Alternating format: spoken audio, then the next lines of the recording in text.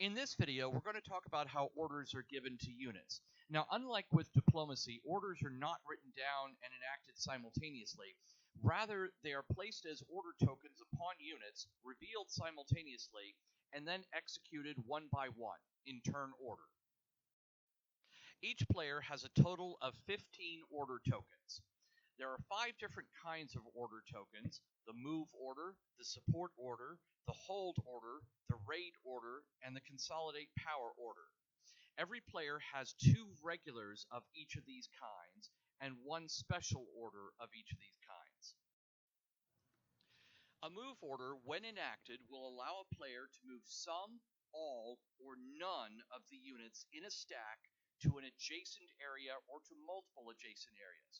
Yes, you are allowed to split a unit stack up and move with one move order to different adjacent areas. However, you can only initiate one battle per move order. Fleets can only move to other sea zones or to a port under the player's control, while land units can only move to land provinces. Move order tokens are removed once they are executed. For example, let's say that Germany has a stack of 3 infantry units in Hamburg.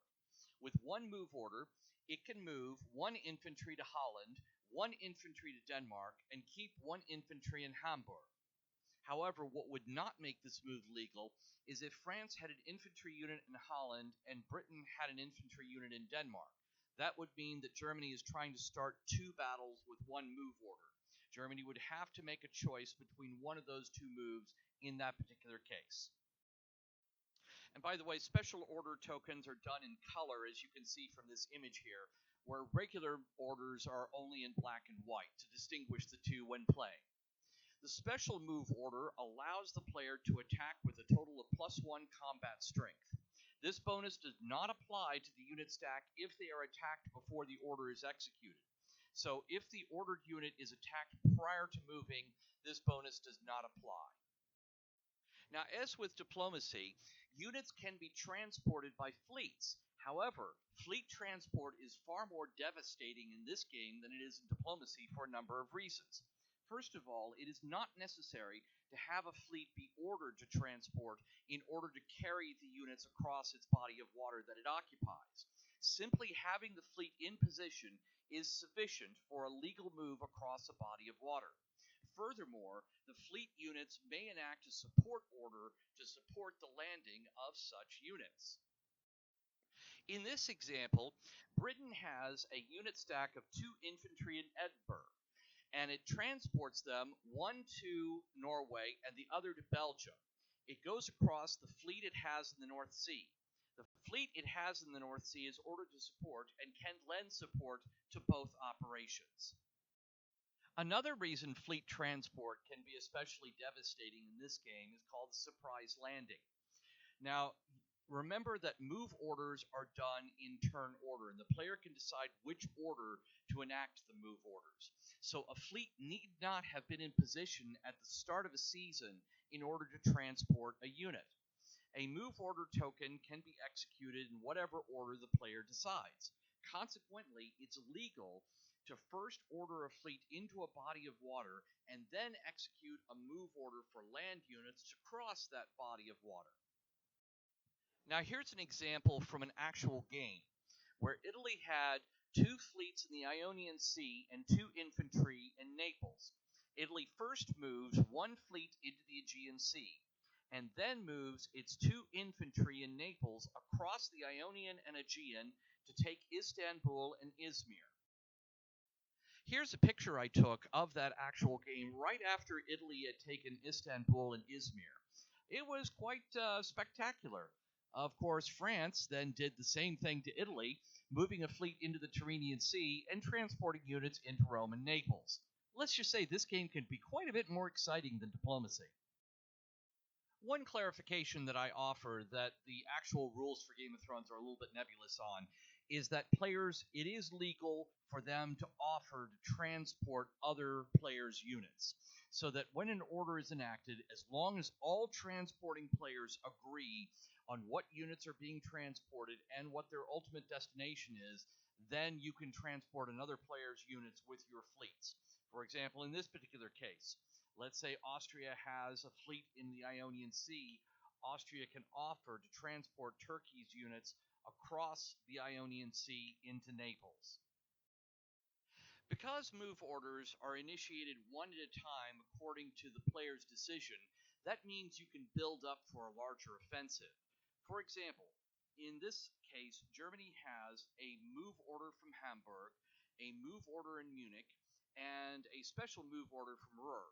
It chooses to move its armored unit from Hamburg to join its infantry in Ruhr, its armored unit in Munich to join its infantry in Ruhr, and then executes the special move order to move Ruhr into Burgundy in an offensive.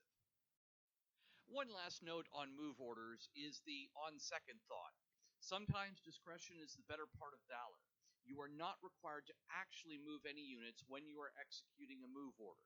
If it turns out that your intended target is better fortified at the time that you're ready to move than you thought they would be, you can opt to simply remove the move order token and take no action. Just like with diplomacy, units can lend their support to other adjacent units in either their attempt to attack or defend an area. Fleets at sea can support either in neighboring sea zones or in bordering land provinces. Fleets in port can only support in neighboring sea zones. Land units can only support in neighboring land provinces. What makes the support order different than diplomacy is that support order tokens are not removed unless by raid until the cleanup phase. Consequently, they can be used over and over again during the course of a game season, supporting here, then supporting there, then supporting in another place. For example, Britain has a support order that it gives to its fleet in the North Sea, and also a march order that it gives to its 2 infantry units in Edinburgh. It moves 1 infantry to Norway and the other infantry to Belgium, and it can support both operations with its fleet in the North Sea. The special support order allows a unit stack to support with a total of +1 combat strength. This bonus only applies to the support given. It does not apply to the unit stack in the event that that unit stack is attacked. Next, let's talk about the hold order.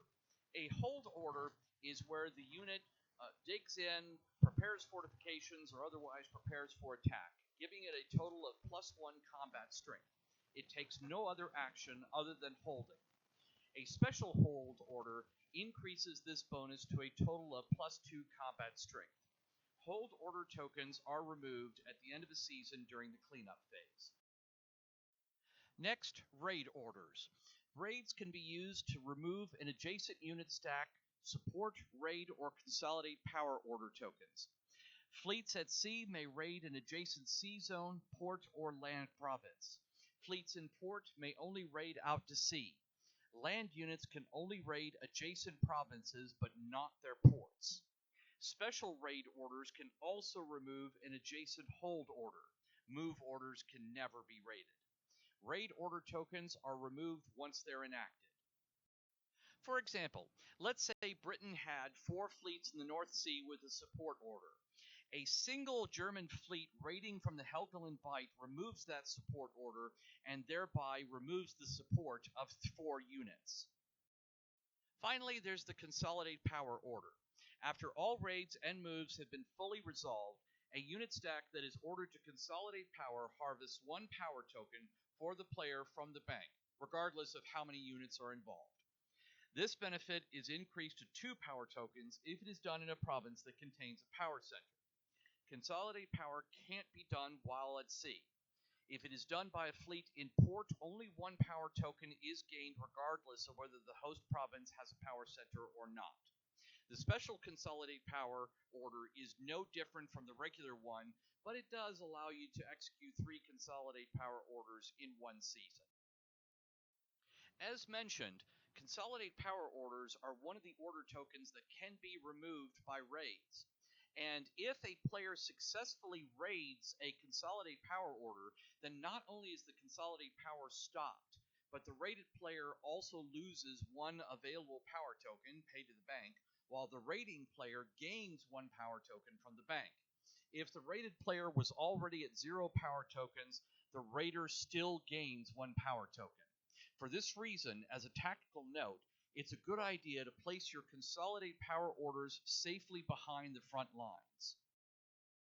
During the planning phase, place all orders face down on top of the unit stacks that are being ordered. Once all order tokens are placed, flip them all over at once to reveal them. The holder of the super spy can then replace one placed order with one still in his or her hand. During the action phase, first resolve all raid orders, then resolve all march orders, and finally resolve all consolidate power orders. Resolving raid orders. The lead player on the political track selects and resolves one raid order. Then the second player on the political track selects and resolves one of their raid orders. Then the third, then the fourth, and so on and so forth, until the last player on the political track resolves one of their raid orders. Then return to the top of the political track, and the lead player selects and resolves a second raid order. So on and so forth, until all raid orders are fully resolved and removed from the board. Once all raid orders are resolved, then start with the move orders. The lead player on the political track selects and resolves one of his or her move orders. Then the second player on the political track resolves one of his or her move orders. Then the third, then the fourth, and so on and so forth until the last power on the political track resolves one move order. Return to the top of the political track, and then the lead player selects and resolves a second move order, and so on and so forth. Repeat as necessary until all move orders are resolved and removed from the board. Once all raid and move orders have been fully resolved, then all players resolve their consolidate power orders. Once this is done, remove any remaining support or hold order tokens from the game board. Okay, this concludes how to execute all forms of orders, and in the next video we'll talk about how to resolve battles.